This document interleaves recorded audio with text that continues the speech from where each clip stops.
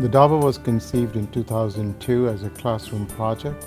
Basically, the idea was to provide good quality food procured locally with the local ingredients and hired locally and promote local economy and local Arizona business.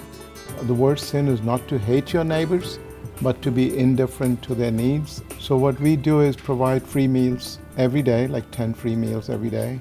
During the summer, we will give out at least 100 bottles of water every day to keep them hydrated.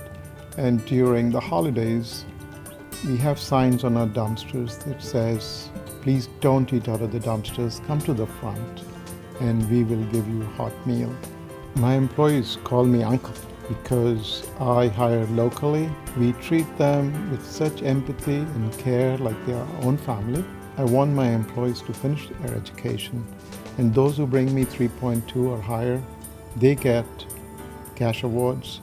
If they are strapped for paying their tuition fees, I step in and make sure their fees get paid so they don't drop out of classes. We've had a very low staff turnover. The average tenure, considering it's a restaurant, has been 3 to 4 years.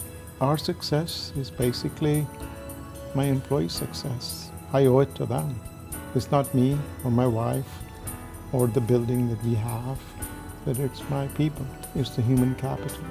The market was conceived about the same time to promote India, which is the cradle of human civilization, because we are not a profit-centric business. We are more a customer-centric business. We define our success by placing purpose and by placing people before profits and placing culture before strategy. We live in a neighborhood where some people are less privileged. The market provides a conduit for them, so we can give them basic groceries and food to get by, which is, I call it an honor system, where families don't have money, they can't go anywhere to get their milk or groceries or spices or produce, but they can come to the Dhaba India Plaza and get it, and they can pay us back when they have the money.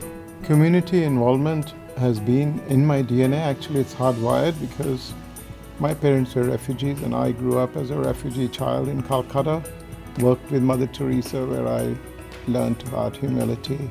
Growing up as a refugee child, food was scarce, and so I felt whatever I did as an entrepreneur venture would be food related, because God comes to the poor in the form of food, and food is the basic ingredient for everything.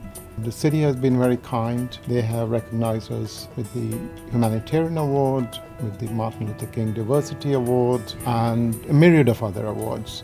And I wake up very hungry and humble every morning, hungry to do more for my community, hungry to do more for my neighbors, and humble to make a difference, and be very grateful for having come this far from a refugee to a refuge.